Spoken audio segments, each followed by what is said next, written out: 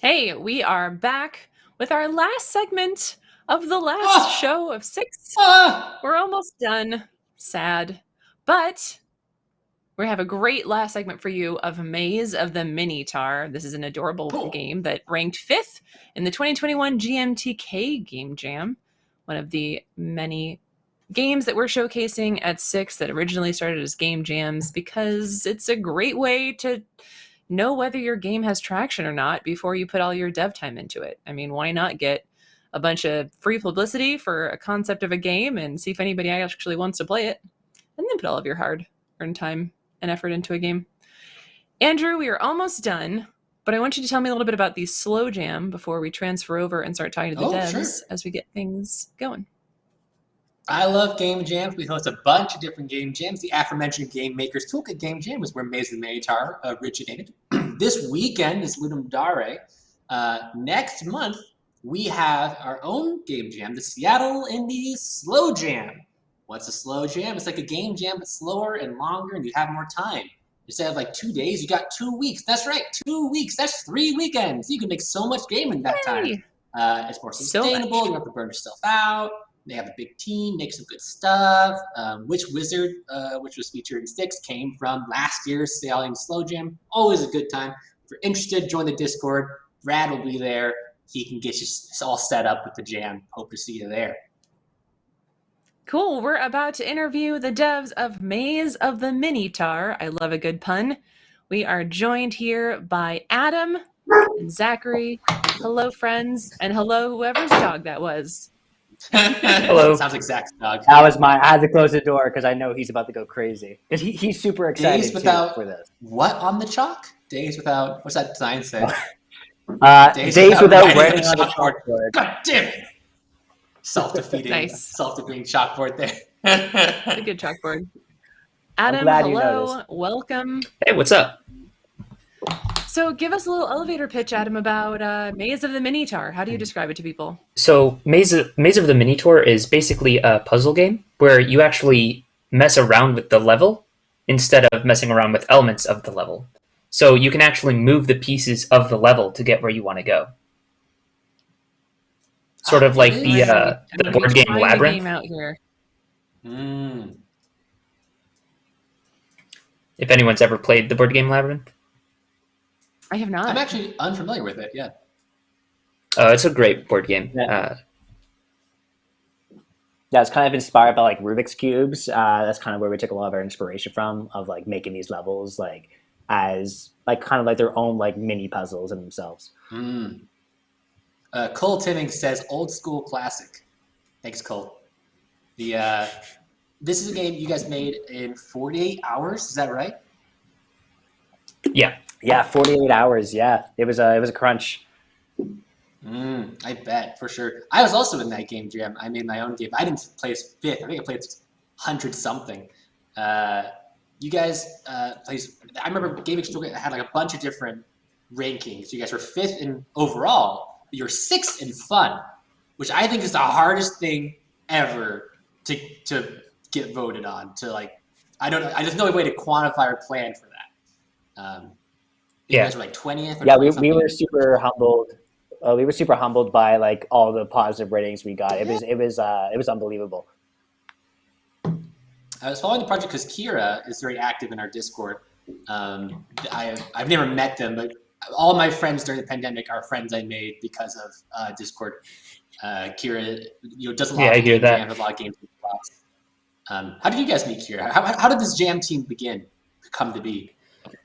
Well, so I can't say for the others, but I just do pixel art for one of Zach's other games. And then Zach kind of put the team together.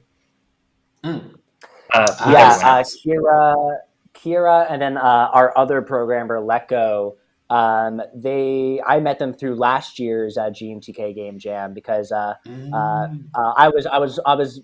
game at that game jam was one of the winners, and so were they. So we just kind of got to know each other because like, oh, we're all winners, let's become friends, you know. Nice. And then we just stayed in touch over the past year and a bit.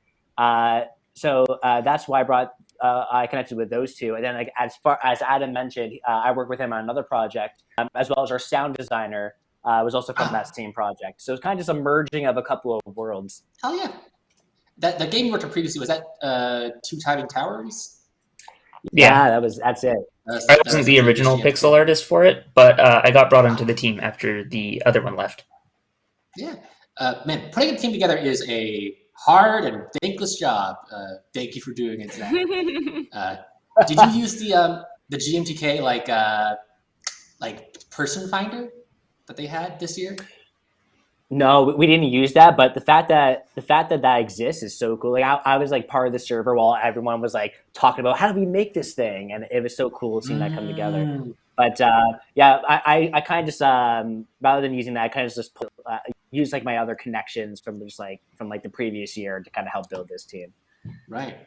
So list out for me again. You've named a bunch of different people already on this giant team you've put together.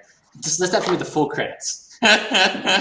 All right. We got myself. I'm Zach Richmond. I'm the director. We got Adam here, who also goes by Fartfish, which is the best name ever. Classic Fartfish. He's one of our, of course. He's one of the pixel artists. We got Amorphous, who's another pixel artist, and specifically he worked a lot on the backs for this game. Amorphous used to be here in Seattle. Yeah, exactly. We got Leko, who was our lead programmer, and then we have Kira, who helped with programming, but also did the level design. And then finally, we have Adhikar, who is our sound designer. So he worked on the SFX as well as the music. Wow! So 6 people. Yeah. 48 hours, big 6 old team. people. As director, you spent most of that time, I assume, doing effectively production and coordination. Yeah, like I feel like as the director, it comes down because like in 48 hours, there's so much to do, and like everyone kind of after you come up with the idea together, you kind of have to go your separate ways a bit. Like one person works in the art, one person does this stuff. So right. I kind of like acted as a way to like connect all those pieces and ensure like our vision is kind of like coming together as I look from like a bird's eye view of how everything is like progressing. Hell yeah. We had both Amorphous and Fartfish on pixel art. Did you have to coordinate who was doing what assets and like what the sizes were? Like, how'd that communication work out? Oh, not really, actually, because we're both really good at what the other person isn't amazing at. So like, Amorphous is incredible at like backgrounds and like effects, like genuinely stellar, and I am terrible at that. Amorphous is still good at characters and time lapse and stuff, but I'm really bad at like backgrounds and effects and all that. Like Amorphous is absolutely amazing at everything I'm bad at, but I'm really good at having like a cartoony, cutesy style. So I did like the tile map and the characters, while Amorphous did like all the stuff that actually has to look really good. That's awesome. Like the background and effects. Yeah. What is it programmed in? What was the engine? This was made in Game Maker Studio. Game Maker. And was it all Leko doing all the coding and Akira with a little bit of additional, or did you jump in there as well? No. They both worked on it. It's just Leko, I think, was the one who coded in most of the mechanics, if I remember correctly. Okay. And then Kira did like all the level design. Oh wow, yeah. I remember Kira jumping in the Discord throughout the GMPK weekend. Like, someone playtest this, someone playtest this. They did a lot of good playtesting with the levels. When it comes to like puzzle games, when it comes to puzzle games, like you really need to get like playtesting. So like that's why Kira and all of us were so adamant. Hey, let's get people to play these puzzles. Are these too hard? Are these too easy? We don't know yet. Right. Yeah. And hey, it worked out. Again, you guys placed 5th. We have you guys finished the jam. That was June, I believe. So you had July, August, September to touch up the game a little bit. What have you guys done since then? We added some levels. 40-hour crunch. We added some levels. I think Kira and Leko did some bug fixing, but we haven't worked too much on it since then. Hell yeah, okay. Yeah, so more or less right now, so other than like quality of life and bug fixes, everything else is kind of in the planning stages. So there's been some discussions about like what does like a hub world look like, and what do like future like, because we have like this tile set with this like how with these colors and stuff. What would like a different like world like feel and look like? Should we have Right. grids that are more than 9 squares? What other types should we have? Different types of squares that have different effects. Like we're kind of like in that stage of like there's so much to explore that we're kind of just like kind of in the heat of that right now. So the game's not done. You guys are continuing developing it? We're not certain, but yeah, we're not like certain on like how far we're going to go into development, but we would like to like keep working on it. Yeah. You guys made this in Game Maker. Did you have any other tools for development, or is it basically all Game Maker? I mean, I did the art in Sprite, but I don't know if that counts. I think you said you're going to share some of your art. Is that correct? Yes. Can we interrupt Catherine puzzling real quick to maybe look at a spot of art? I've never seen your brow more for. So that's the original sort of mock-up that Amorphous made after I drew the little Mini-Taur character. So just to get a general sense of how we want the game to look. Then if you go to one of the other things, you can see like the doodle sheets.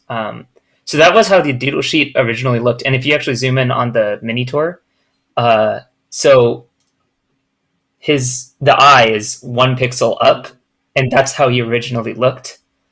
And it's like, so like looking back on it, I'm like, how did I not see that putting it a pixel down would look so much better? And then if you go to the other one, which is the final doodle sheet, so that one obviously has a lot more stuff in it. It's still there, but if you go over a little bit to the right, you can see where I'm like, wait a second, what if I put the eye a pixel lower?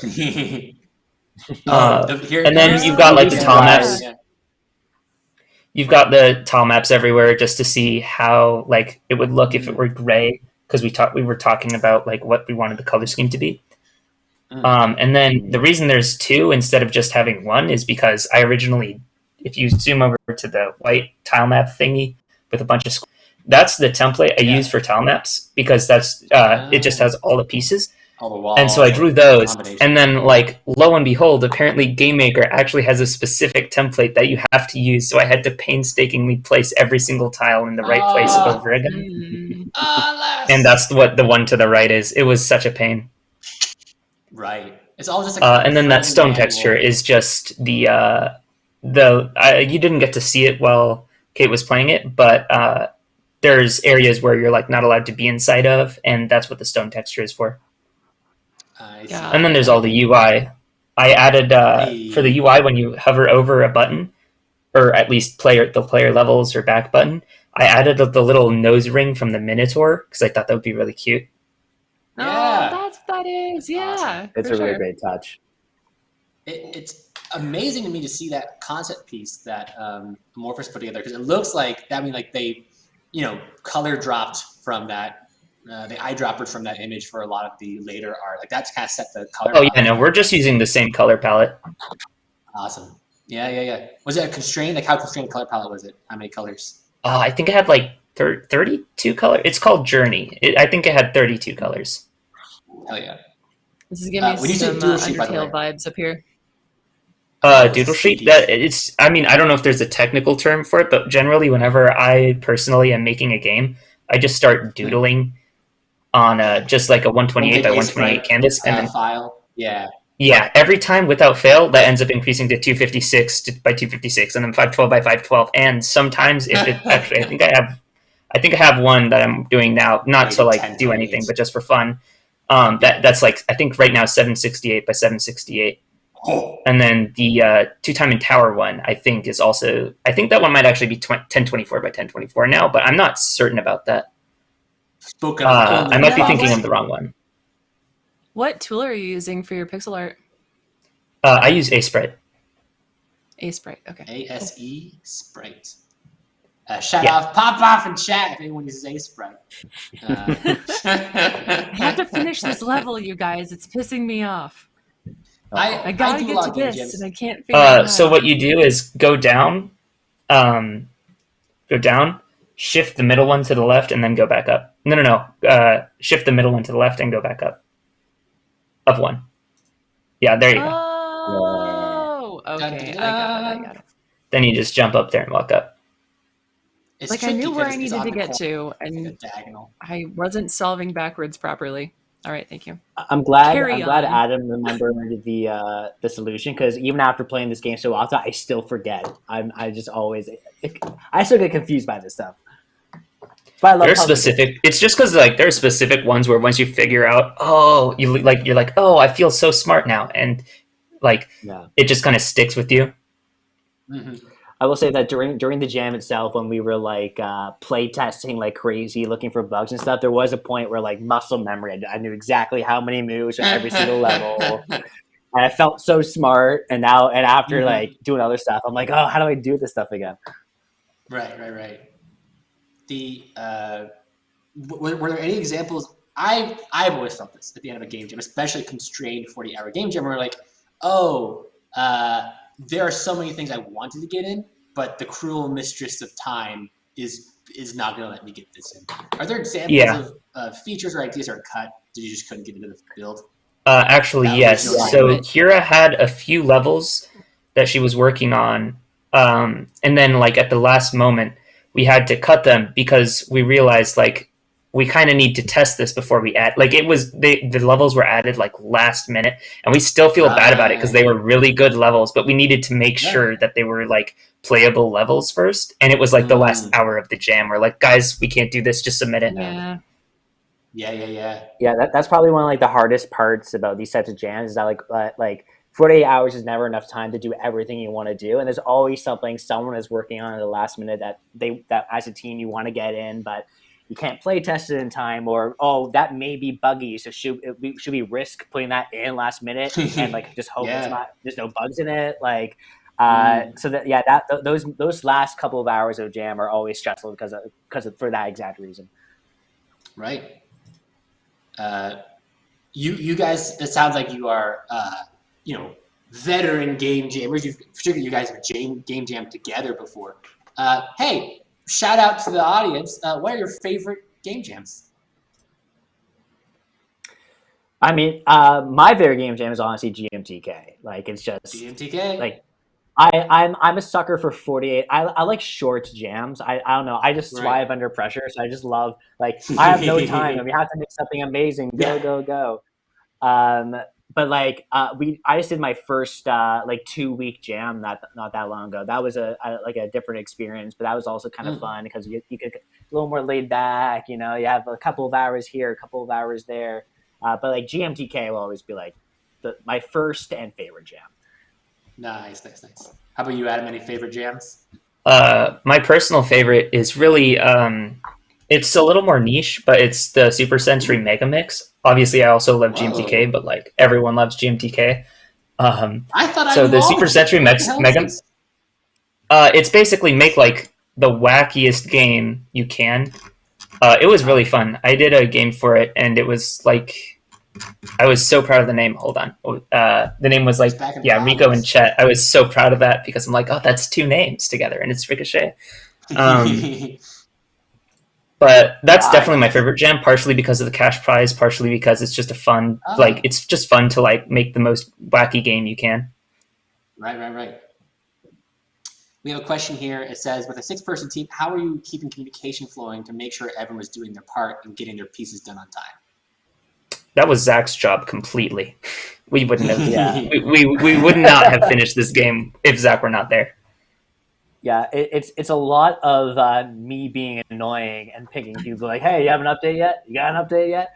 No, but in reality though, it's just like a lot of like, it's just open communication and like like sometimes it's literally just like it wasn't like this the entire jam, but there were times where most of us are just in the voice chat on Discord, but muted, doing our own thing, and someone would just be like, hey, how's that stuff going? You have that yet? And it's pretty much just a lot of like just like pinging people and like asking how things are going and keeping open communication.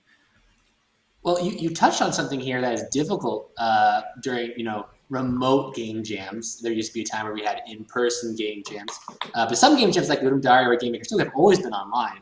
When you have a disparate remote team all online, how do you maintain presence with each other? Even though you're saying like, oh, people go off by themselves and do things, it sounds like you guys sat in a Discord room, regardless. Even though you guys weren't in the same table, you could at least be in the same Discord. Is that right? Yeah, it's tough, and like especially since like a lot of other like parts of the world, and this for this particular team, we have people in Canada and different parts of America. Um, one our East sound Coast, West designers in the Coast. UK, Wow. yeah, it gets crazy. So like that's probably one of the biggest issues is that like when I'm online, someone else may be offline because they're on the opposite side of the world, and then like one of us has to stay up super late just so we can connect and like touch about stuff. But that's kind of part of the fun of it, at least from my perspective. I don't sleep a lot during the Fun is a way to describe it. Yeah. I'm Yeah, curious if but you have it's any advice. Sorry, go ahead. oh no, I was just gonna ramble on. Honestly, just go ahead. I'm curious if you have any advice for folks that might want someone like a director or, like a project manager during a game jam. I don't usually see a lot of those folks posting in the let's make a group. How would you go about finding someone like yourself? Or is it just, are you a rare breed? I That's a mean, good generally question. they find you. Yeah, right.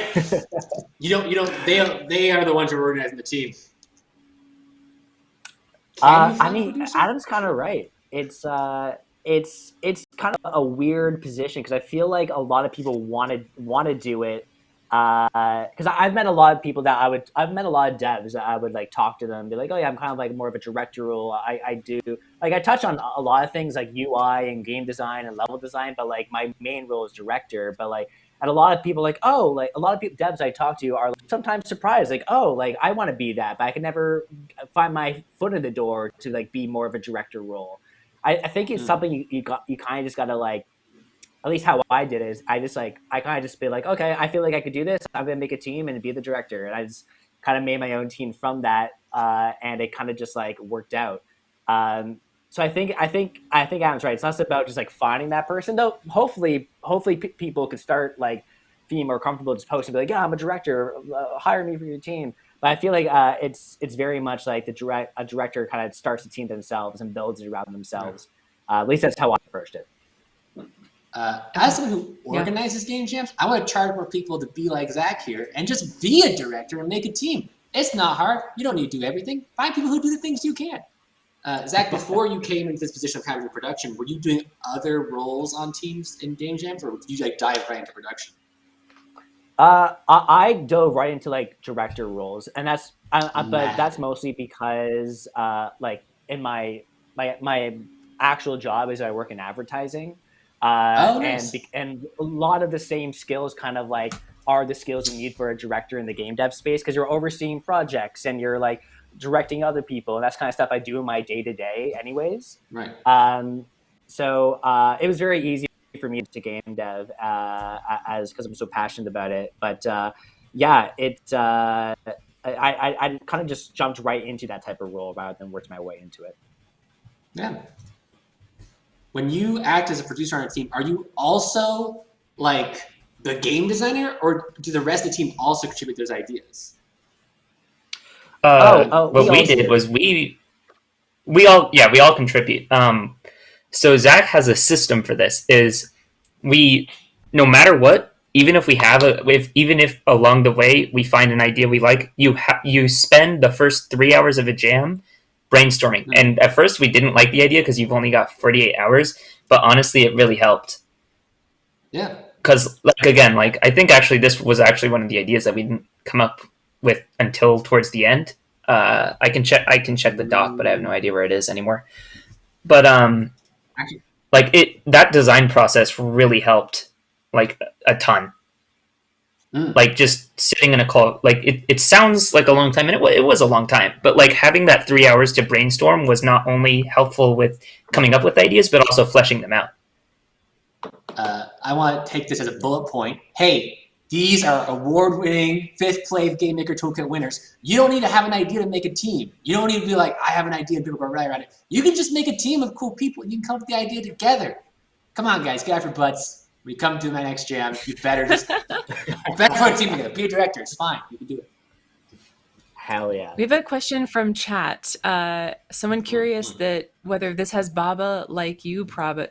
Does this have Baba is U properties where you can solve them in multiple ways. Oh, absolutely. Not.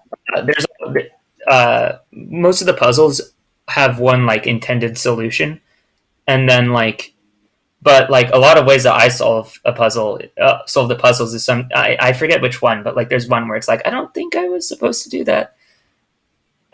For most of them, it's really just seeing looking at the piece you're in and just seeing where you're able to go. Like for this one, actually, I'm not going to say anything because I don't know if you want me to spoil it. I know I need to get in here. So what you can do is actually the piece you're on is exactly for that. If you go left and up. No, left. And up. And then there's... Up.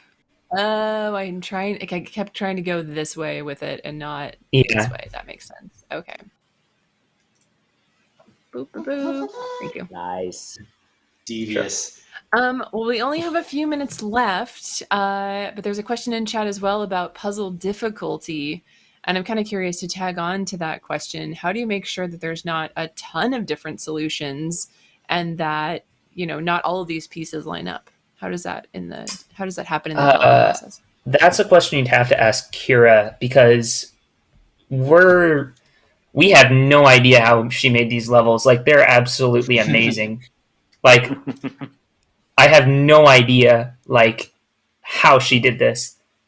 I could guess. What I thought, I did ask myself this question when she would like, how did she make these levels so good? My guess is it has to do with how the levels are shaped. Like when you're a lot of times when it's a straight piece, generally it isn't just a straight path. It's actually like maybe it's offset a little or it's a little bit curvy. I'm pretty sure that's how she made sure that you can't just fit the pieces anywhere. Mm-hmm. But I'm not absolutely certain on that. And it was obviously a whole lot of just rigorous testing. Yeah, something that we like after Kira made her levels, there was a lot of like play testing that had to go into it to like ensure that like, is this the right order? Like, should we like, if this one feels too hard, maybe that should go a little bit later in like the level design, and like small tweaks like, oh, maybe like because small things like sometimes there's a lot of like blocks in these levels are just red herrings and like are just meant to make you keep thinking and like maybe you have to go in that one, but you don't actually have to. So like that also helped the difficulty of like, do you add more of those types of red herrings? Do you take out some to make it a little easier? So it's just a lot of like small like details and tweaks that can really like dynamically change the difficulty of these levels. So we just had to keep a lot of that stuff in mind as we were like play testing them and like trying out all of Kira's ideas. Cool. Andrew, anything else from you before we have to say goodbye to our lovely devs? It was great to get some insight on game jams and the process and the long-term development. Excited to see what ideas you guys potentially scope into the project. I think so much room, so much excitement. Yeah, we we're did have super one last excited question from chat. Diving into it. Do you think there is potential for speed running these puzzles, or making puzzles that are made for speed running? That would be great. Yeah. Cool. That would be so weird to just like. I think someone speed running your game is such a compliment. If someone's like, "Yeah, I love this game so much, I want to become the absolute best at playing this game. I'm gonna play it 9,000 times." I got chills thinking about it. Yeah, I was like, it would be such like, it would be so weird to like just hop onto speedrun.com just to like, I don't know, check on something and then be like, hey, wait, is that the game that I worked on? That's my game. Jay-Z, you can do it. I believe it. You can speedrun this game. I think so. If someone wants to spend you can do it faster than 30 hours of your life getting really good at our games, hey, I think I did something. I think we did something right. If wants to do that, That's a good compliment for sure. All right. Well, thank you, Zachary and Adam, so much for coming by and chatting with us about Maze of the Mini-Taur. There's some links in chat so you can go ahead and find out more. There's an itch page for you to check out. And thank you so much for spending some of your Saturday with us. Yeah. And thank I you hope so you much have a good for having rest us. of your This was Saturday. So much fun. Yeah, definitely. I wish you all the best. And we're going to switch over and have to say goodbye, Andrew. We got to do the wrap up now. It's been a crazy fast 3.5 hours. Yeah. Wow. Has it been 3 hours? We wouldn't have been God. here for these 3.5 hours if it wasn't for all of our amazing, amazing sponsors. And those sponsors are ID at Azure. We got Play Everywhere, Stoic Studio, GenVid, AIE, For Culture, Mega Crit, Modern Wolf, Unbound Creations, Hooded Horse, Premark Rogers, The Purple Arcade, and Quantum Astrophysicist Guild. All right, this is the annoying part of the show where we start to go crazy. There's also some really, really great campaigns going on to support the Seattle Indies. If you would like to check out the Steam page or the Tiltify, you can look for those links in chat. Seattle Indies does so many wonderful things for so many devs. You heard it a lot here today, but also you should check it out for yourself. There's a Discord. It's a lovely group of people. Andrew was Game Jam that I hear is so great for making games. The Seattle Indies Slow Jam, that's right. And that will be in this very same Discord. If you join it now, you can lurk there until November. But also on Saturdays at this exact time, we have coffee breaks. They run all afternoon. Some of them go late into the evening. You can just come in and hang out, see some people and vibe. Those are every Saturday. So no pressure. Just pop in and out when you can. But the next jam will be Selling the Slow Jam, and that's in November. I'll drop a link in the chat. Awesome. And we want to give a big shout out and thank you to Tim and August and our production team, making today's show run smoothly, seamlessly, and beautifully. And thank you to all of our devs, again, for joining us and taking their time out of their Saturday to tell us about their cool games. Anything else we need to say, Andrew, before we have to say goodbye to the 2021 6 Online? Yo, stay warm, stay safe, stay dry. Stay healthy, stay safe. All right, everybody. Good night.